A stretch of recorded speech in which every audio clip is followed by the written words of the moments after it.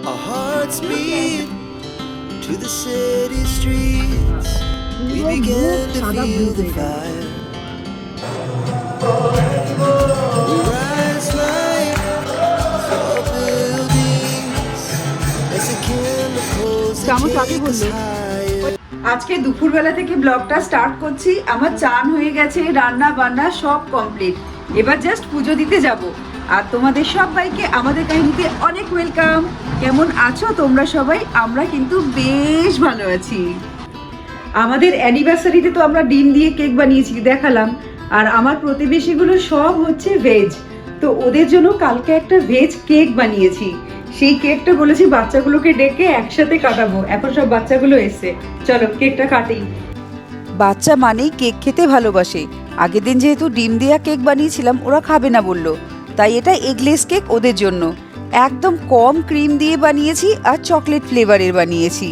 এদিকে সবার আগে অমৃতা চলে এসছে আর বাকিগুলো টুকটুক করে আসছে। এবার সবকটা চলে এসছে এখানে সবগুলোকেই বলেছি একবারে তোরা সবাই মিলে কেকটা কাট। ওরা সবাই যে কি এখন বলবে কেক কাটার সময় সেটা বুঝতে পারছে না, তো আমি বললাম সবাই হাততালি দিয়ে কাট। আর ছোটটাকে দেখো, ওর মজা সব থেকে বেশি। ও এখান থেকে কিন্তু ক্রিম তুলে তুলে খাওয়া শুরু করে দিয়েছে। আর একটা জিনিস দেখবে, ওর ভাইয়ের হাতে যখন কেক কেটে দিয়েছি, ও খেয়ে কি বললো, আন্টি নে বানায়া। ও ইয়ামি। শুনলে তোমরা, এইটুকু ছোট্ট খুদেটাও কেক যে ইয়াম্মি হয় সেটা জানে, আর সেটা খেয়ে যে ইয়াম্মি বলতে হয় ও সেটাও শিখে গেছে। ইয়াম্মি। अच्छा देख इसको छोड़ के सारा चला गया। देखा ना ये, লেখা খা তুই, ইয়াম্মি ইয়াম্মি খা। আগের দিন বাজারে গেছিলাম, সেখানে সুরমাই মাছ পাওয়া যায়। এইখানে পুনেতে সুরমাই মাছটা খুব ফেমাস, যেটাকে কিংফিশও বলে। তো সেটা দেখলাম কেটে কেটে এক পিস করে বিক্রি হচ্ছে, মানে এক পিস দু পিস করে। অনেক বড় মাছ, গোটাটা যে নিচ্ছে বা এক পিস করে বিক্রি হচ্ছে। তো সেখান থেকে এক পিস মাছ আমি নিয়ে এসেছি। অভিকে জিজ্ঞেস করলাম খাওয়ার কথা, ও বললো আমি খাবো না। ও হচ্ছে কোনো নতুন নতুন জিনিস ট্রাই করে না। তো আমি খাবো বলে আজকে নিয়ে এসেছি এক পিস সুরমাই মাছ। চলো রান্নাঘরে তোমাদের আজকে সুরমাই মাছটা ভাজা কিভাবে করতে হয় দেখাই।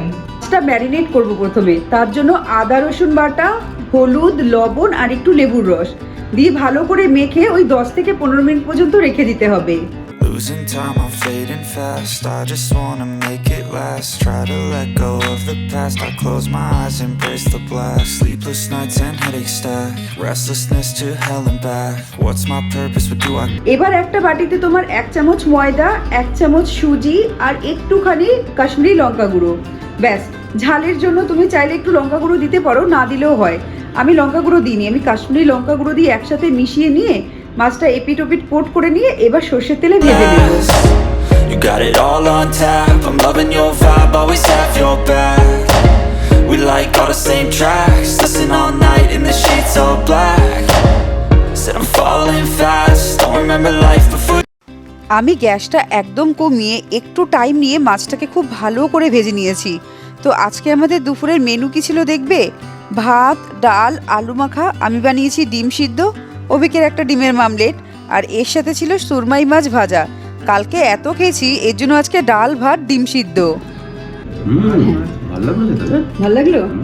আরেক পিস আনলে ভালো হতো। নেক্সট টাইম দিলে আরেক পিস আসবে। কোনো কিছু যখন এক্সপেরিমেন্ট করার হয় তখন গিনিপিগ আমিই হই, মানে আমার মুখটা আগে যাবে কোনো কিছু এক্সপেরিমেন্ট করার হলে। এখন খেয়ে ভালো লাগলো, এখন নেক্সট টাইম ওর জন্যও আসবে। আমরা খেয়ে দিয়ে এই জাস্ট বসে আড্ডা মারছিলাম। আড্ডা মারতে মারতে হঠাৎ মনে পড়লো কোথাও একটা যাওয়া যাক। তো অনেক দিন ধরে মাকে নিয়ে যাবো ভাবছিলাম ইসকনে, মানে যাবো ভাবছি, কিন্তু সময়ই হয়ে উঠছিল না। হঠাৎ করে মনে পড়লো চল তাহলে আজকে ইসকন যাওয়া যাক। তাই এখন রেডি হয়ে বেরিয়ে যাচ্ছি ইসকনের জন্য।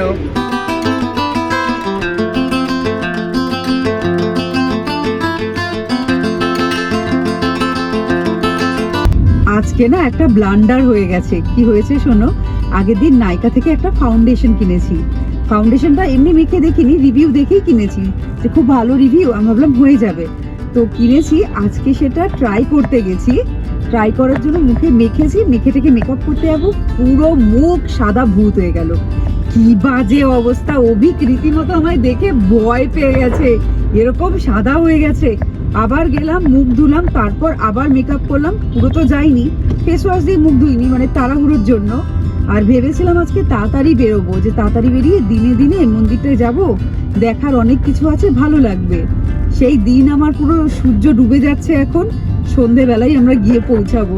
Black, sleepless nights and headaches stack, restlessness to hell and back. What's my purpose, what do I grab? A slippery surface, a heart attack. And sometimes you just gotta believe. আমাদের বাড়ির আশেপাশে অনেক ISKCON আছে, কিন্তু সব থেকে বড় হচ্ছে এই কাতরাজের ইস্কনটা, তাই আমরা মাকে নিয়ে এখানেই এসছি। আমি তো এর আগে ইস্কনে গেছি, যেটা মায়াপুরে সব থেকে বড়, কিন্তু মা কখনোই এর আগে ইস্কনে আসেনি। আর অভিকেরও পুনেতে এই ইস্কনেই প্রথম আসা। মন্দিরের ভেতর ঢোকার আগেই কিন্তু তোমাকে এরকম তিলক কাটিয়ে দেওয়ার জন্য লোক রয়েছে, কিন্তু আমরা আর তিলক কাটিনি, আমরা সোজা চলে গেছি মন্দিরের ভিতরে।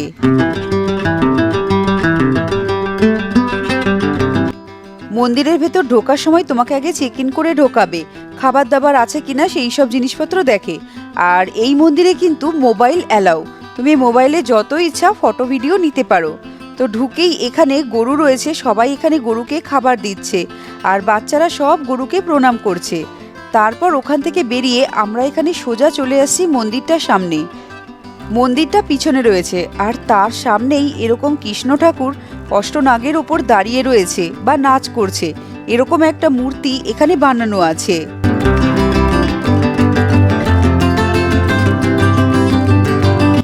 এরপর একটু এগোতেই চোখে পড়ল একটা জায়গায় দেখছি একটা দাঁড়িপাল্লা রাখা, এক পাশে মানুষ বসে রয়েছে, আরেক পাশে গীতাদান চলছে।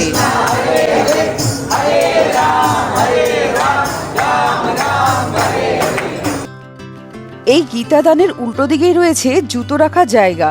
ওই যে ঘরগুলো দেখতে পাচ্ছ, ওখানে কিন্তু তোমার জুতো রাখতে হয়। আর এখানে এরকম ড্রামের ওপর ব্যাগ রাখা রয়েছে, ওই ব্যাগ নিয়ে নাও, ব্যাগের মধ্যে সব জুতো ভরে ওখানে দিয়ে দিলেই টোকেন দিয়ে দেবে। আর জুতোর পাশেই এখানে কল রয়েছে, এই জুতো রেখে হাত পা তুমি এই কলে ধুয়ে নিতে পারো। তারপর তার পাশেই রয়েছে মন্দিরে উঠে যাওয়া সিঁড়ি। এই মন্দিরে কিন্তু বয়স্ক মানুষদের জন্য লিফটের ব্যবস্থাও রয়েছে, ওই যে পিছনে। আর এপাশে আছে সিঁড়ি, আমি সিঁড়ি দিয়ে উঠে গেছি, আর মা আর অভিক আসছে লিফটে। মন্দিরের গেটে ঢোকার মুখে কিন্তু এরকম প্রদীপ, ফুলের বাটা সব কিনতে পাওয়া যাচ্ছে। এগুলো কিনে তুমি এগুলো দিয়ে ঠাকুরকে পুজো করতে পারো। আর আমরা যখন ঢুকেছি তখন দেখি আরতি চলছে, সবাই দাঁড়িয়ে আরতি করছে।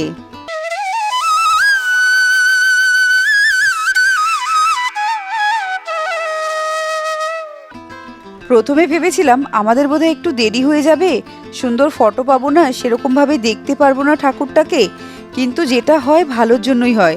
আমরা হয়তো তাড়াতাড়ি আসলে এই সন্ধ্যা আরতিটা দেখতে পারতাম না, কিন্তু এমনই সময় এসছি, দেখছি সন্ধ্যা আরতিটা হচ্ছে, আর প্রচণ্ড ভালো লাগছে এই ঠাকুরের আরতি দেখতে। গানের তালে তালে যেমন চলছে এখানে নাচ, তেমনই সুন্দরভাবে ঠাকুরের কাছে আরতি চলছে। আর আমারও পিছনে দেখো কতগুলো মেয়ে এপাশে নাচছে, নিজেকে আটকে রাখা মুশকিল ঠাকুরের এই গানে গানে নাচার জন্য।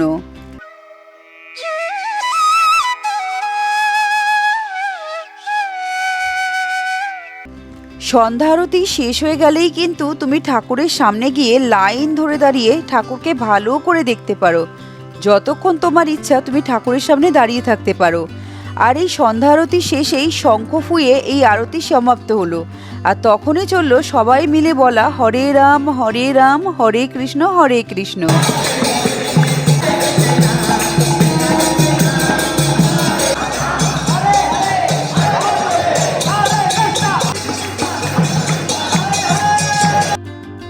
আমাদের যেহেতু বাড়ি যাওয়ার আজকে তাড়া নেই, যেই আরতি শেষ হয়ে গেছে সবাই দেখলাম লাইনে দাঁড়িয়েছে ঠাকুর দেখবে বলে।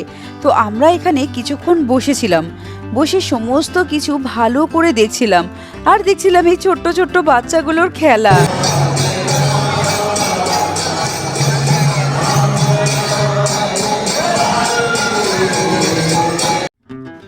এরপর আস্তে আস্তে উঠে আমরা ঠাকুরের দিকে এগোতে লাগলাম। এখন ভিড়টা প্রায় নেই বললেই চলে, আর ঠাকুরকে এখন মন প্রাণ ভরে দেখা যাবে। দেখতেই পাচ্ছ ভিড়টা কত কমে গেছে। একদম সামনেই কিন্তু রয়েছে প্রথমে জগন্নাথ, বলরাম, সুভদ্রা, তারই পাশে রয়েছে রাধাকৃষ্ণ, এবং তারই পাশে আছে চৈতন্য মহাদেব।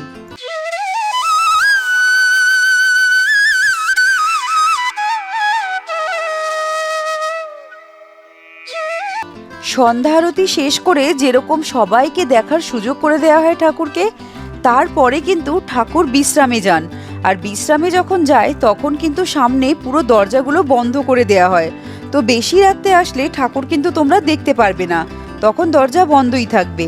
আর এখান থেকে বেরিয়ে যাওয়ার সময় সবাইকে কিন্তু এরকম চরণামৃত দেওয়া হচ্ছে।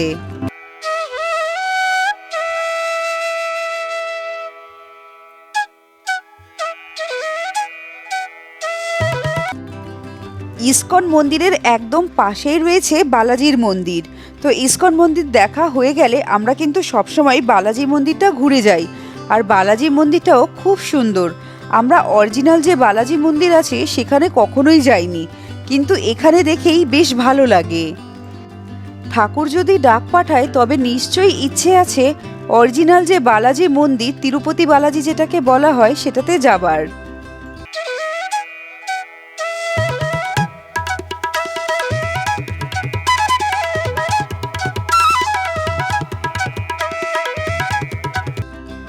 এরপর মন্দির ঘুরে আমরা যখন বাইরের দিকে বেরিয়ে আসছি তখন দেখলাম একটা জায়গায় প্রসাদ দিচ্ছে। কী প্রসাদ দিচ্ছে সেটা আমাদের জানা ছিল না। একটু এগোতেই দেখি এখানে খিচুড়ি দিচ্ছে। হরে কৃষ্ণ প্রভু। হরে কৃষ্ণ, হরে কৃষ্ণ, হরে কৃষ্ণ, হরে কৃষ্ণ। আগে কোনে, আগে কোনে।